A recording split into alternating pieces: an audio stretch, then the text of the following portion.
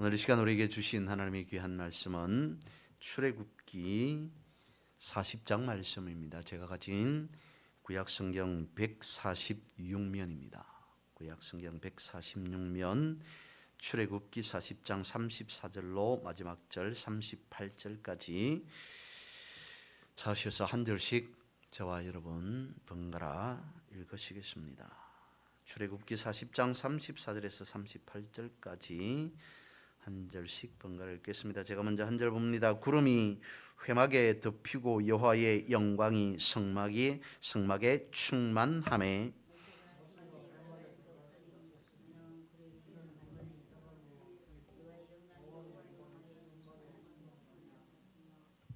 구름이 성막 위에서 떠오를 때에는 이스라엘 자손이 그 모든 행진하는 길에 앞으로 나아갔고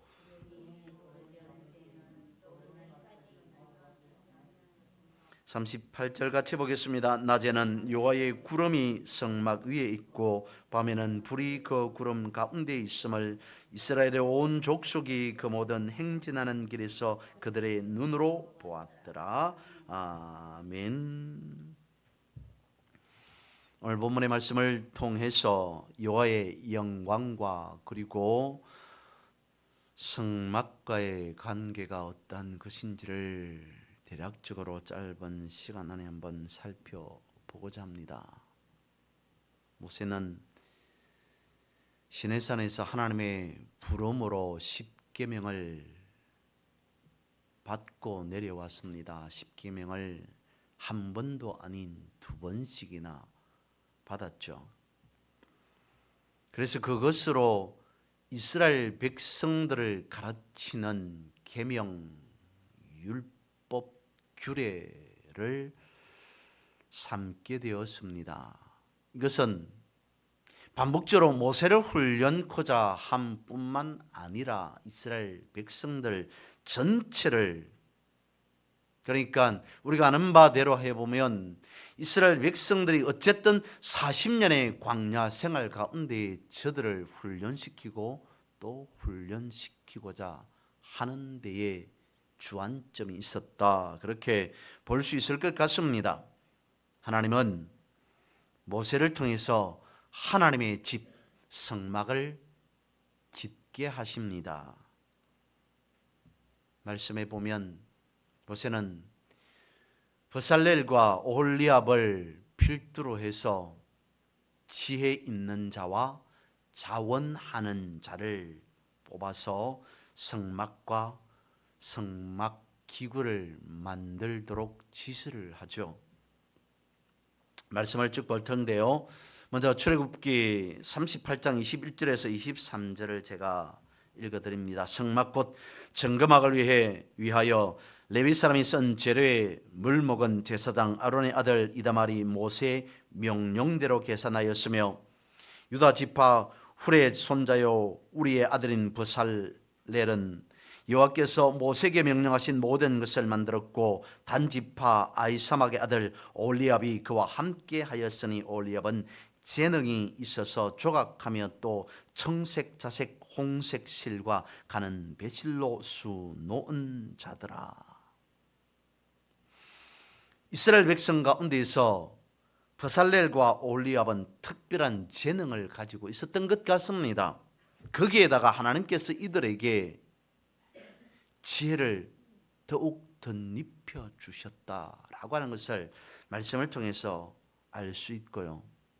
다음으로는 출애굽기 39장 32절에서 41절까지의 말씀을 읽어봅니다. 이스라엘 자손이 이와 같이 성막 곧 회막의 모든 역사를 마치되 여호와께서 모세에게 명령하신 대로 다 행하고 그들이 성막을 모세에게로 가져왔으니 곧 막과 그 모든 기구와 그 갈고리들과 그 널판들과 그 띠들과 그 기둥들과 그 받침들과 붉은 물을 들인 순양의 가죽 덮개와 해달의 가죽 덮개와 가리는 휘장과 정거개와 그 채들과 속죄소와 상과 그 모든 기구와 진설병과 순금 등잔대와 그 잔 곧 버려놓은 등잔대와 그 모든 기구와 등유와 금제단과 관유와 향기로운 향과 장막 휘장 문과 놋제단과 그 놋 그물과 그 채들과 그 모든 기구와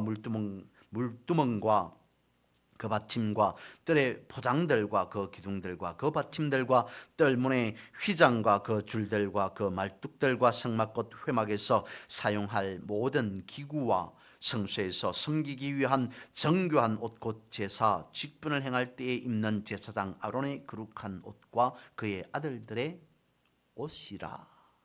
무엇인가 성막 기구에 대해서 장황하게 세세하게 가르쳐 주고 있습니다. 설명해 주고 있습니다. 여기에서 중요한 말씀 하나를 뽑으라면 무엇이겠습니까? 이리하여 회막의 모든 역사를 마치되 여호와께서 모세에게 라고 하면서 나오는 그 뒷말이죠. 명령하신 대로 라고 하는 이 말씀입니다. 이스라엘 백성들은 하나님이 모세에게 명령한 대로 이 모든 것을 만들었더라 라는 측면에서 말씀해 주고 있습니다. 다시 한번 더 말씀을 드리면 성막을 짓는 데 있어서 가장 중요한 부분이 중점되는 것이 놓쳐서는 안 되는 것이 무엇이냐? 하나님께서 말씀하신 대로, 하나님께서 명령하신 대로라고 하는 이 말씀입니다. 성막에 대한 부분은 출애굽기 25장으로부터 시작됩니다. 출애굽기 25장에서는 성소에 대한 부분이 설명되어져 있고요. 그리고 오늘 본문 앞쪽으로 하면 출애굽기 35장부터 오늘 본문에 있는 출애굽기 40장에 이르기까지 성막에 대한 부분을 사실 설명해 놓고 있습니다. 그래서 오늘 본문에서 출애굽기 40장에서 그리고 출애굽기 25장 이후 35장 이후에서 강조하고 있는 것이 있다면 무엇인가? 그것은 다름 아닌 하나님께서 말씀하신 하나님의 명령하신 대로라고 하는 이 부분이라는 겁니다. 그러면 하나님의 말씀, 하나님의 명령대로라고 하는 것은 어떤 의미가 있는 것인가? 이를 예로 한번 말씀을 드려봅니다. 예를 들어서 말씀을 드려봅니다. 아프리카의 대표적인 초식동물들이 있습니다. 그 가운데 누라고 하는 초식동물이 있는데 생긴 모습을 보면 마치 소와 같이 생겼습니다. 그런데 영양 종류에 해당한다고 하죠. 이 누는 몇 마리씩 한두 마리씩 다니는 것이 아니라 때로 다닙니다.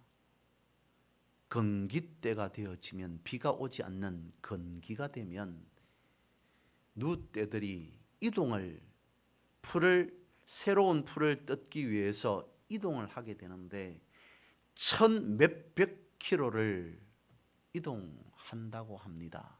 한 번에 이동하는 숫자만 보더라도 수만 마리씩 이동을 한다고들 이야기를 합니다.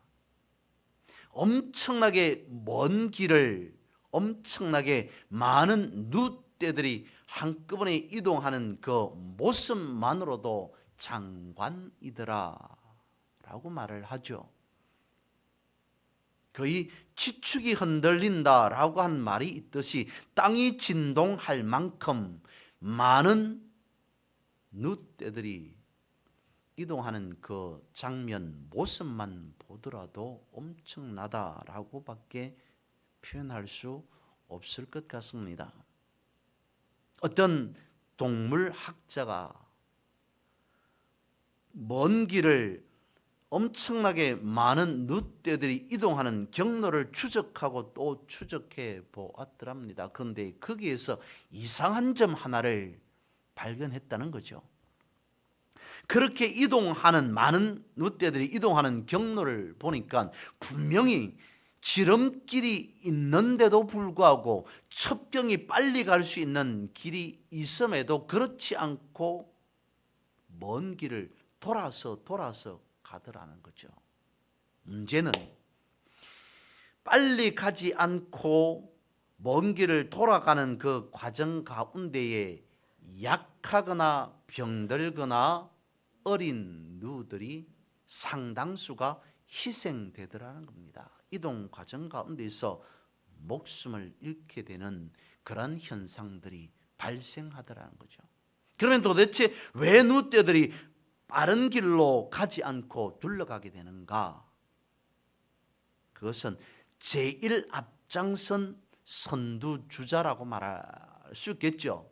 선두에 선 누떼들을 인도하는 그 누들이 처음에 자신이 갔던 둘러갔던 그 길대로만 가더랍니다.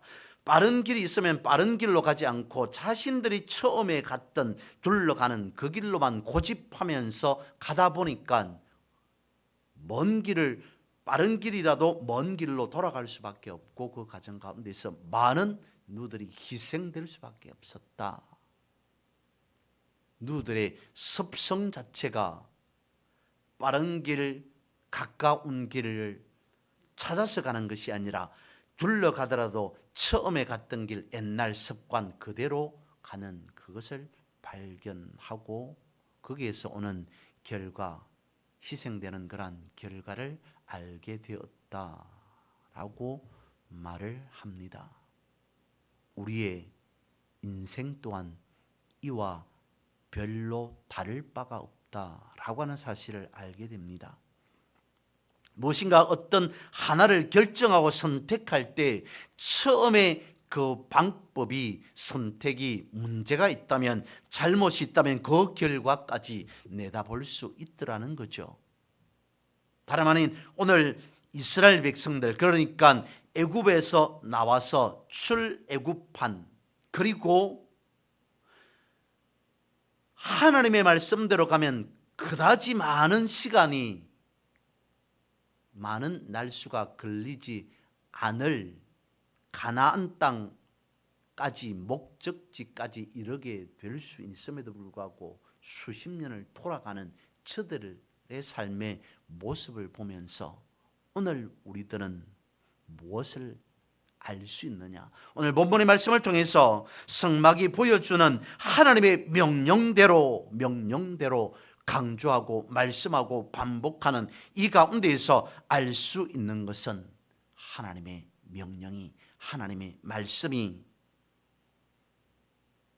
오늘 우리의 삶에서 얼마나 소중한가, 하나님의 말씀대로 따라 살아간다는 것이 우리의 인생에서 얼마나 중차대한 일인가라고 하는 것을 다시 한번 깨닫게 해 주신다라고 하는 거죠.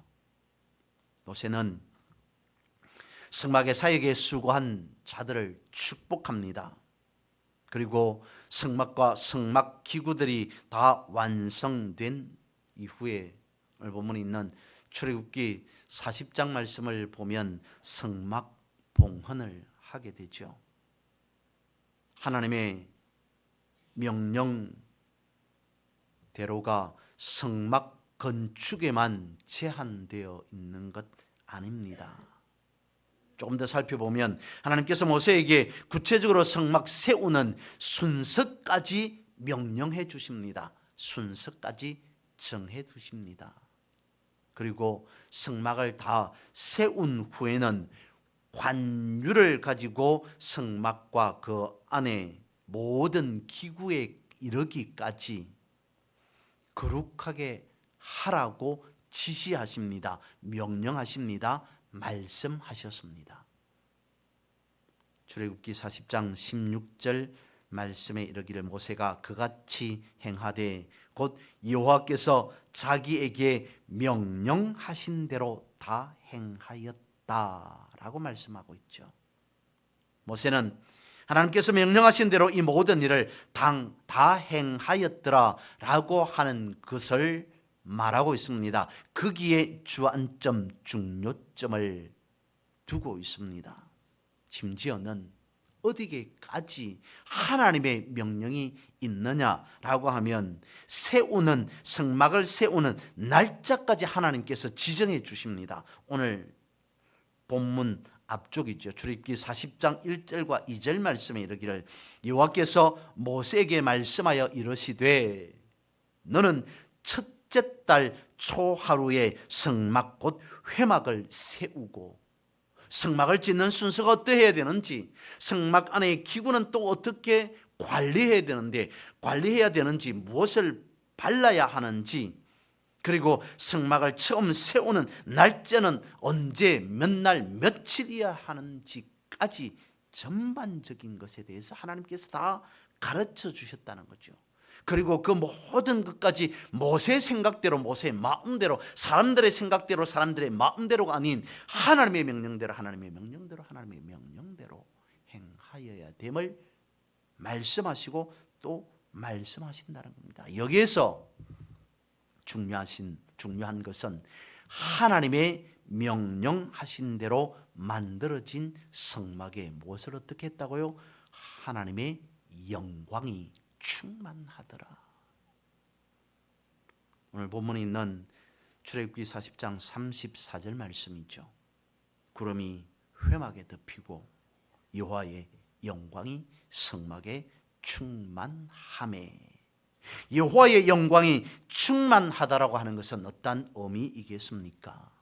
성경에서 하나님의 영광에 대한 말씀들을 대표적인 몇몇 구절로만 살펴보면 다음과 같습니다. 먼저 첫 번째로 레위기 9장 23절 말씀, 모세와 아론이 회막에 들어갔다가 나와서 백성에게 축복하며 여호와의 영광이 온 백성에게 나타나며, 역대하 7장 1절 말씀, 솔로몬이 기도를 마침에 불이 하늘에서부터 내려와서 그 번제물과 제물들을 사르고 여호와의 영광이 그 성전에 가득하니.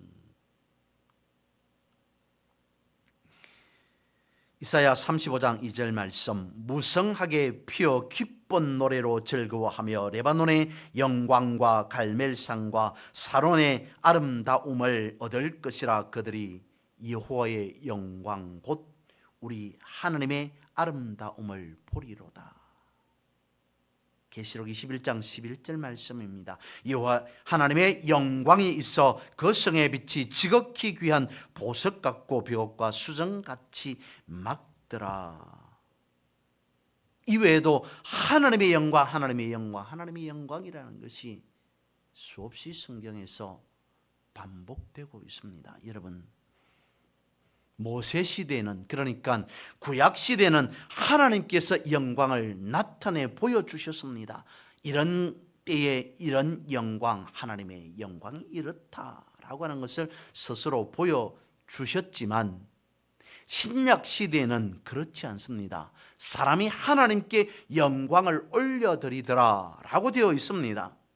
구약 시대의 하나님의 영광은 빛으로, 광명으로 나타내 보이셨습니다.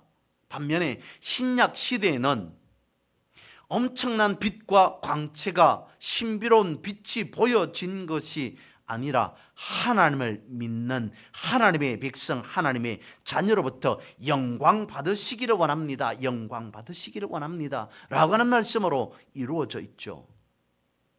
이는 우리가 하나님을 잘 섬기고 신앙생활 잘 하는 것이 바로 하나님께 영광을 올려드리는 것이다 라고 말씀을 드릴 수 있을 것 같습니다.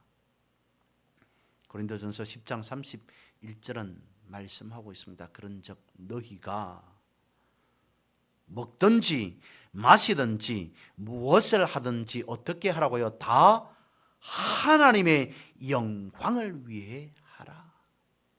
하나님의 영광을 위해 한다는 것이 무슨 대단한 엄청난 일을 행하는 것이 아니라 먹는 일에 있어서도, 한 모금 물이나 무엇을 마시는 일에 있어서도, 모든 삶에 있어서 그것이 다 하나님의 이름으로 하나님께 영광 돌릴 수 있는 방편이 믿음의 삶이 되어진다. 그러므로 먹든지 마시든지 모든 것에 있어서 다 하나님의 영광을 위해 살아라. 신약 시대는 사람이 하나님께 영광을 올려드린다라고 하는 것을 이와 같이 말씀하고 있다는 거죠. 그렇습니다. 믿는 자는 누구나 다 하나님의 영광을 위해서 살아갑니다. 이 사람에게 저 사람에게 누구에게나 물어보더라도 하나님의 영광을 위해서 우리가 믿고 살아갑니다. 믿음의 삶을 살아가고 있습니다. 다들 그렇게 말들을 할 겁니다.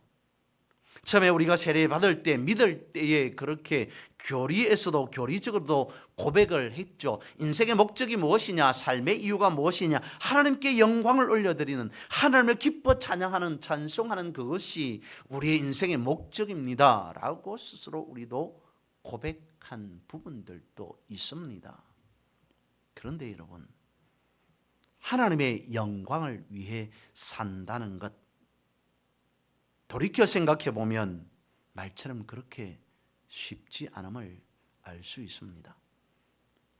하나님의 영광을 말하지만 실제적으로 삶의 모습을 보면 자신의 영광을 위해 사는 사람이 훨씬 더 많더라는 거죠. 겸손해야 한다라고 하는 말씀은 압니다마는 삶 속에서 실제로 겸손한 삶의 모습을 찾아보기는 쉽지 않더라는 겁니다. 주님을 위해서, 주를 위해서, 아니 교회를 위해서 조금만 일을 하더라도 마치 자신이 천지를 창조한 것과 같이 큰 소리 치는 것이 다반사가 아니던가라는 겁니다. 하나님보다 자신을 더 드러내는 일, 겸손하기보다 자신을 낮추기보다 훨씬 더 교만한 마음을, 교만한 모습을 드러내는 일들, 이걸 가지고 우리가 어떻게 하나님의 영광을 위해 내가 살아가고 있습니다 라고 감히 말할 수 있겠느냐라는 거죠. 먹든지 마시든지 무엇을 하든지 하나님의 영광을 위하여라고 말씀하고 입술로는 고백하지만 사실 그것이 잘 드러나지 않는 것이 실상인 우리의 삶의 모습, 그것은 아닐까라는 것을 다시 한번 되돌아보아야 한다는 겁니다. 그럼에도 하나님의 영광을 위하여 라고 말할 수밖에 없는 이유는 무엇이겠습니까? 우리의 삶의 모습은 이러할진데 그럼에도 불구하고 하나님의 영광을 위하여 라고 말할 수밖에 없는 연유는 주님께서 나를 위해 십자가를 지셨기 때문이라는 거죠.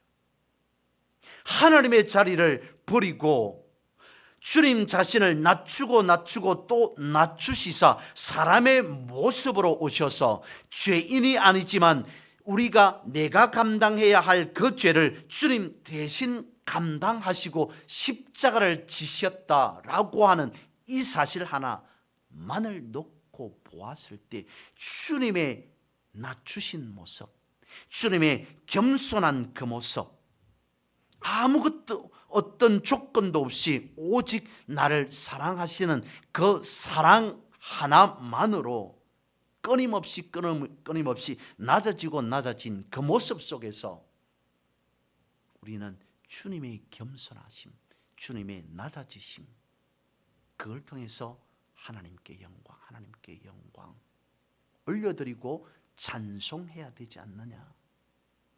성도는 그리스도처럼 낮아짐으로 하나님께 비로소 영광 올려드릴 수 있다라고 하는 것입니다. 본문은 말씀하고 있습니다. 모세와 더불어 이스라엘 모든 백성이 하나님의 명령대로 다 행하였더라 라고 가르쳐 주고 있습니다. 말씀에 순종하는 자들이, 하나님의 말씀대로 살아가는 자들이 복되고 귀한 삶임을 말씀해 주고 강조하고 있는 것 아니냐는 거죠.